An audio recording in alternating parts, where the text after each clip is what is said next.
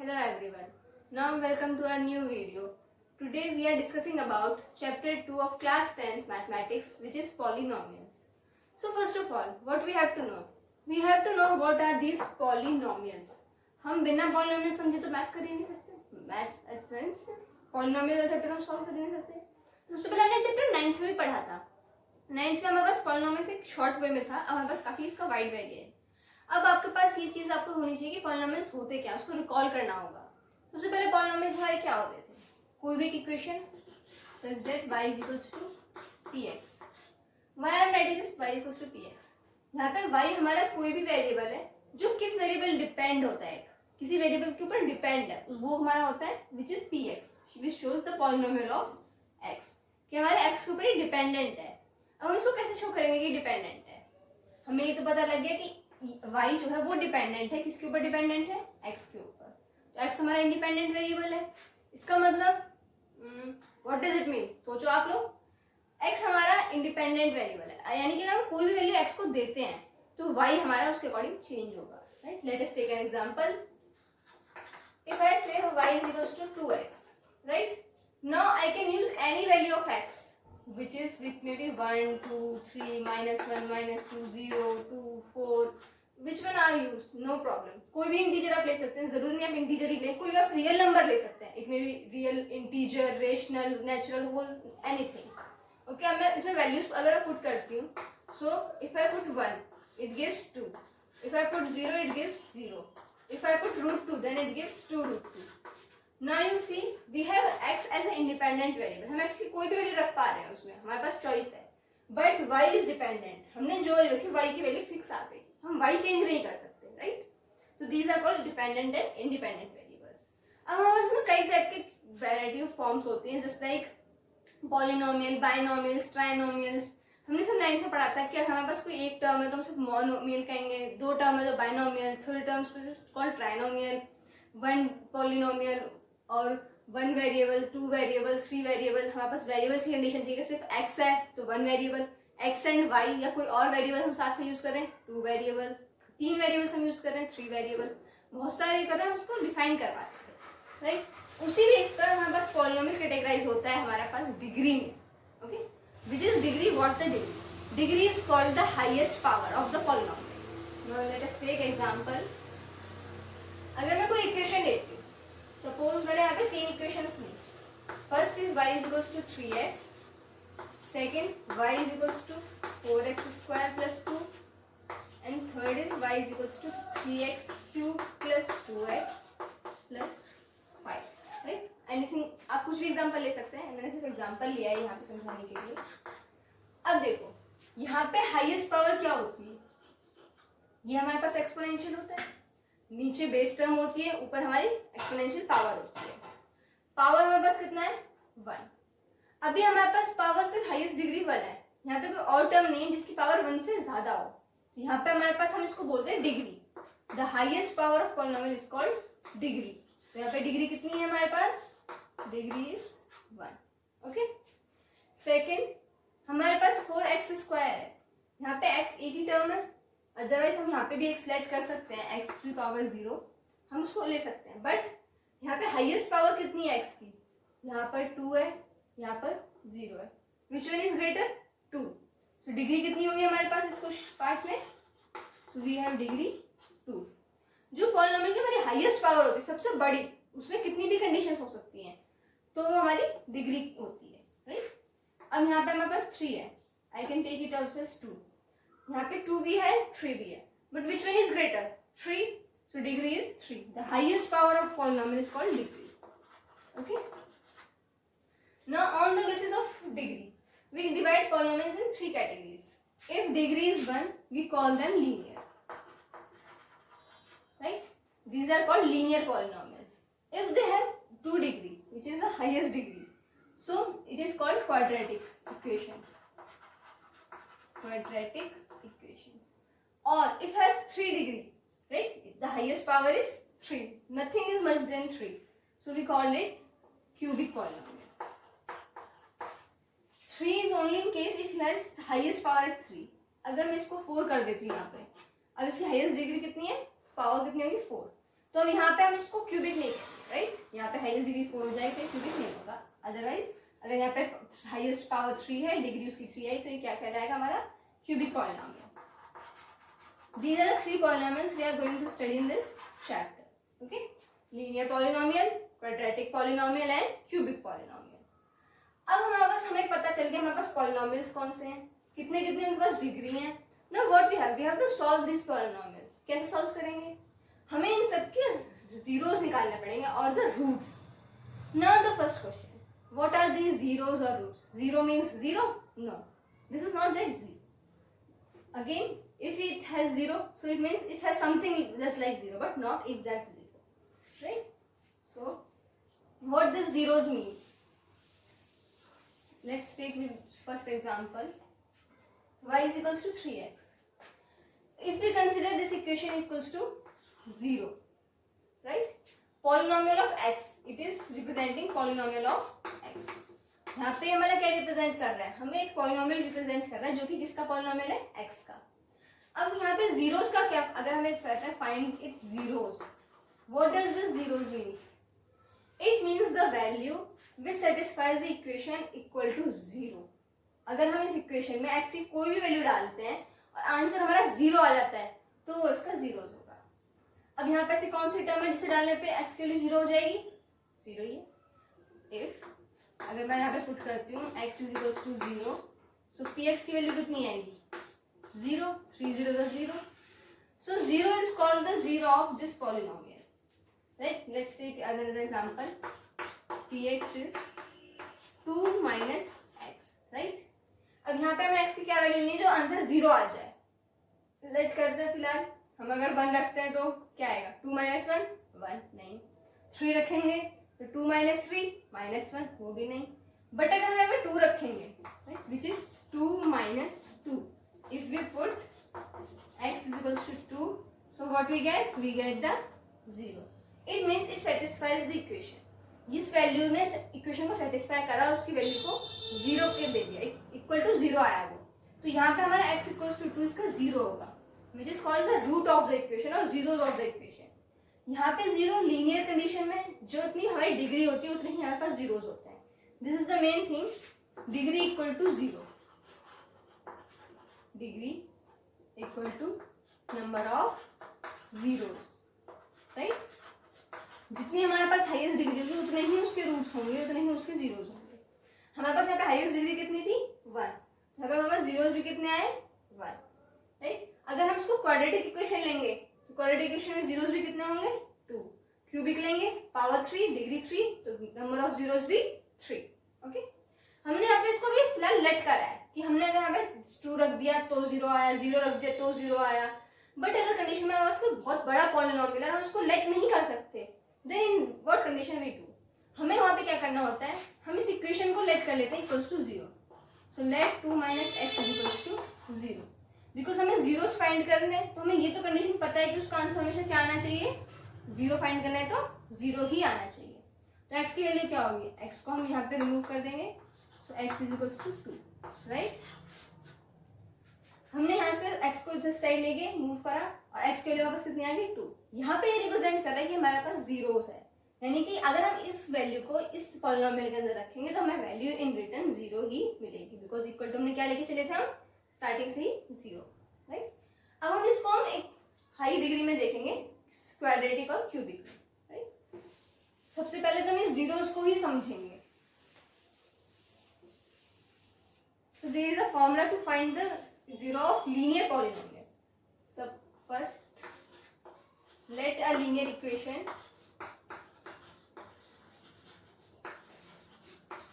What's the linear equation? Y is equals to any equation you can take, and the general form is ax plus b. This is the general form of linear equation, right? Every linear equation is represented in this form. Y is equals to ax plus b. अब हमें इसके root find करने हैं.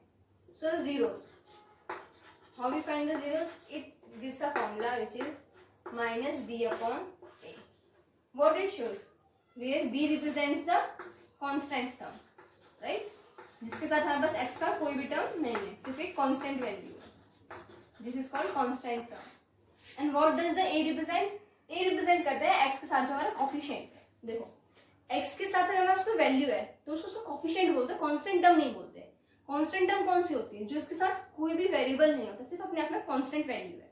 These are called constant. अगर उसके साथ कोई value है, कोई वेरिएबल प्रेजेंट है, then it is called coefficient. So हम यहाँ पे इसको क्या बोलेंगे? कॉफिशिएंट ऑफ एक्स, बिकॉज किसके साथ है? ये एक्स के साथ है. Right, so it is called coefficient of x. Right, अब हम इस फॉर्मूले को यूज करके हम लीनियर इक्वेशंस के जीरोस फाइंड कर सकते हैं. अब ये तो हो गया हमारे पास थ्योरेटिकली. हमारे पास क्वाड्रेटिक के लिए भी फॉर्मूला है, क्यूबिक के लिए भी फॉर्मूला है, हम आगे स्टडी करेंगे. लेकिन अभी हमने सिर्फ फॉर्मूले से पढ़ लिया, क्या हम इसको ग्राफिकली भी रिप्रेजेंट कर सकते हैं? एग्जैक्टली, हर चीज ग्राफिकली ज्योमेट्रिकली रिप्रेजेंट हो सकती है. तो हम जीरोस फाइंड करेंगे with the help of graphical representation और you can say geometrical representation. Right, तो हम यहाँ पे ग्राफ्स ड्रॉ करेंगे. सबसे पहले कैसे ड्रॉ करने हमें graph? Now first we will take the examples from NCERT, right? So what's your first case? First equation is y is equals to x. हम लीनियर से ही स्टार्ट करते हैं. हमारा फर्स्ट पार्ट लीनियर है, सो y is equals to x.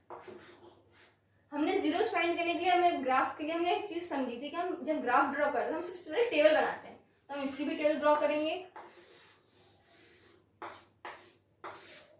x and y. Here, which is independent variable? X is independent variable. So we will consider values with x. X. If we take 0 and 1, what we get the value of y? It also 0 and 1. Now we make the graph, right? It is 0, 1, 2, 3, and 1, 2, 3. Right? This is y-axis and this is your x-axis. Now what are the points? 0, 0. Right? We can take also some negative points. Here -2, -2, -1, -2, and -1, -2. This is also x dash and this is then y dash. These are also x and y axis. अब हमने यहाँ points consider किया. सबसे पहला point 0, 0. Second point 1, 1. Here we take. Third point minus and minus. It is in third quadrant. Right? -2, -2. Now join these lines. This is the graphical representation we have done also in 8th and 9th class.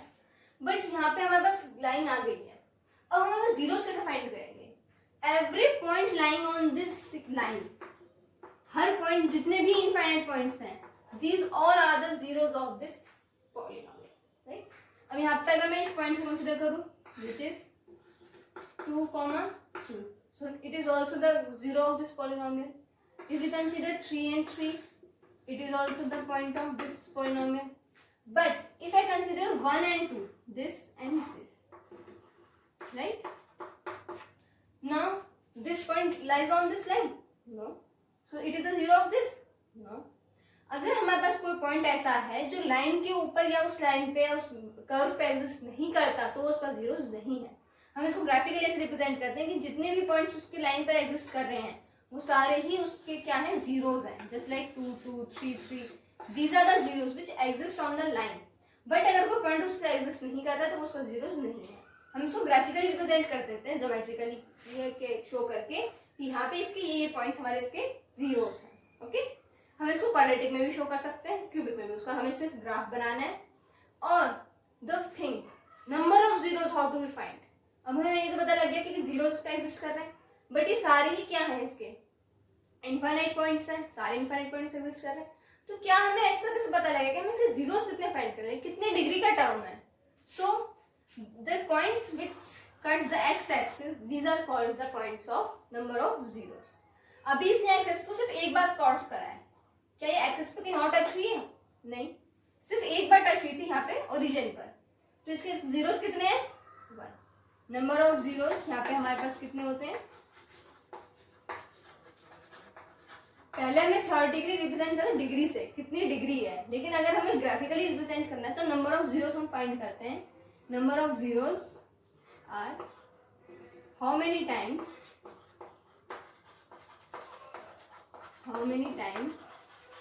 curve cut x axis, not y axis. Y only x axis. Because ये x is independent. हम यहाँ पे value किसकी ले सकते हैं, सिर्फ x की ही लेट कर सकते हैं. अगर आप फाइंड भी कर रहे हैं तो हम एक्स की वैल्यू फाइंड करेंगे. इसलिए एक्स एक्सिस को कितनी बार कट करती है वो कर्व, ये हमारा रिप्रेजेंट करता है कि हमारे उसके जीरोस कितने हैं. राइट, नंबर ऑफ जीरोस हमने यहाँ पे ले लिए, कितने थे, how many times curve axis. अब यहाँ पे इसे सिर्फ ओरिजिन पे कट करा. अभी हमारे पास अगर ये लाइन सपोज ये ऐसे ना होके ऐसे होता कर्व, राइट, इस टाइप से कर्व है. अब यहाँ पर एक पॉइंट ये रहा हमारे पास, एक पॉइंट ये रहा और एक पॉइंट ये रहा. हमने कर्व लेट कर लिया, कोई ऐसा कर्व है हमारे पास, कोई ग्राफ शो बना है और उसमें 3 पॉइंट्स हैं, 1 2 3. तो ये तीनों ही पॉइंट्स क्या कर रहे हैं, एक्स एक्सिस को कट कर रहे हैं, एक्स पे कट करा इन्होंने. तो ये तीनों इसके कितने, नंबर ऑफ जीरोस. ये पॉइंट्स जीरोस नहीं, ये नंबर ऑफ जीरोस रिप्रेजेंट करते हैं कि इस पॉइंट पे जीरो है, इस पॉइंट पर जीरो है और इस पॉइंट पर जीरो है. राइट, और ये तीनों कितने हैं, 3. यानी कि नंबर ऑफ जीरोस कितने आएंगे, 3. 3 जीरो आए 3 डिग्री टर्म में. तो कैसा पॉलिनोमियल था हमारे पास, क्यूबिक पॉलिनोमियल था. ओके, अगर कोई लाइन ऐसे कट कर रही है सिर्फ वाई एक्सिस को, एक्स को नहीं कर रही, तो नंबर ऑफ जीरो जीरो होंगे, क्योंकि यहाँ पे उसने एक्स को कट करा ही नहीं, सो कोई जीरो है ही नहीं. इसीलिए यहाँ पे कुछ पॉलिनोमियल्स जो एग्जिस्ट नहीं करते उनकी लाइन ऊपर से यहाँ से ऐसे जाती है. ओके, जो एक्सिस को कट नहीं करती. So now we will start our exercise 1.1 which is totally based on this number of zeros.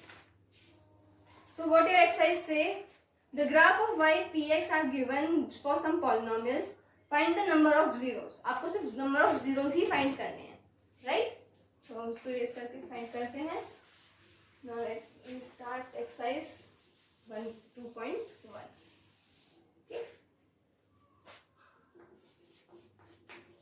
it is exercise 2.1.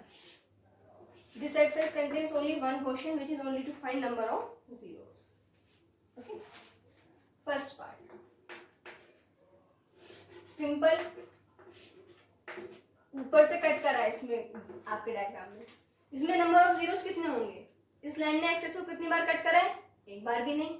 तो क्या इसमें नंबर ऑफ जीरोस होंगे, नहीं. तो इसमें नंबर ऑफ जीरोस कितने होंगे, 0, क्योंकि इसने एक बार भी एक्सेस को कट नहीं करा है. Number of zeros 0. Right, second part here represents this line is longer. This is your curve.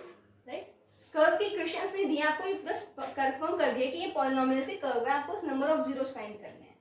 अब इस कर्व ने आपको कितनी यहाँ पे कट करा है, सिर्फ एक पॉइंट पर कट करा है, तो इसके नंबर ऑफ जीरोस कितने हो गए, इसके नंबर ऑफ जीरोस हो गए 1. जितने पॉइंट्स भी वो एक्सेस को कट करेगा बस उसी के उतने ही नंबर ऑफ जीरोस होंगे और ज्यादा नहीं होंगे. अगेन थर्ड पार्ट, आपको सारे पार्ट्स ऐसे खुद से करने हैं. इसका कर्व आपको ऐसे दिया हुआ है, which is cutting this equation as like that. कितनी बार कट कर रहा है, 1 2 3. आप इसको दोनों साइड कंसिडर कर सकते हो. ये नीड नहीं है कि अगर आपने पॉजिटिव लिया तो पॉजिटिव ही कंसिडर करना है, नहीं, नेगेटिव में भी जीरोस होते हैं. तो आपको तीनों ही एक्सिस, पूरी एक्सिस पे कंसिडर करना है, चाहे कितनी भी पॉइंट्स पे काटे. अगर वो पॉजिटिव पे काट रहा है तो पॉजिटिव पे भी, नेगेटिव पे कट कर रहा है तो नेगेटिव को भी कंसिडर करना है. Right, 1 2 3. How many zeros it contain, it contains number of zeros, it contains 3 zeros. Okay, now it's fourth part. See, it has only negative values but it contains 0 as it is cutting them on x-axis. Right, so number of zeros here, it contains only 2 zeros. Right, 1 0 and 2 0. It doesn't matter whether it is positive or negative. Okay, now this is question number 5th part. This equation contains as your this. How many times it cutting, 1 2 3 and 4. So number of zeros here we will consider, कितने होंगे number of zeros, here are 4 zeros. Right, it is more than the cubic equation. Now the last part is this and this. Now don't say it does not cutting with your line. Whether it is touch or cut, these are considered as 0. It is touching or having a value on x-axis. हम इसको ये नहीं कहेंगे उसको cross नहीं करा तो उसको पॉइंट्स नहीं है, उसने उसको टच करा एक्स-एक्सिस को, एक्सिस पर एक पॉइंट उसका एग्जिस्ट कर रहा है. So here number of zeros 1 2 3. Right, it is touching x-axis. If it is moved just above it, अगर हम इसको ऐसे करते हैं एक्स-एक्सिस नीचे चला जाता, there is a gap between them, so there is not 0. but if it is touching, the question is touched, so it has 3 zeros. So how many zeros contain? Number of zeros, it contains 3 zeros, right? Now this exercise है completed. यहाँ पे हमने सिर्फ यही चीज एक exercise में एक ही क्वेश्चन था कि एक्सरसाइज 2.1 में कि आपको नंबर ऑफ जीरोस फाइंड करने थे. So this is from this video. Now in the next video we will start with the next topic or in the next exercise 2.2 which contains to find the zeros of quadratic and cubic equations. इस video में हमने सिर्फ linear के बारे में study किया है. यहाँ पे हमने नंबर ऑफ जीरोस क्वाड्रेटिक और उसके फाइंड करे हैं, बट हमने उसको फाइंड नहीं करा, सिर्फ नंबर ऑफ जीरोस बताया है.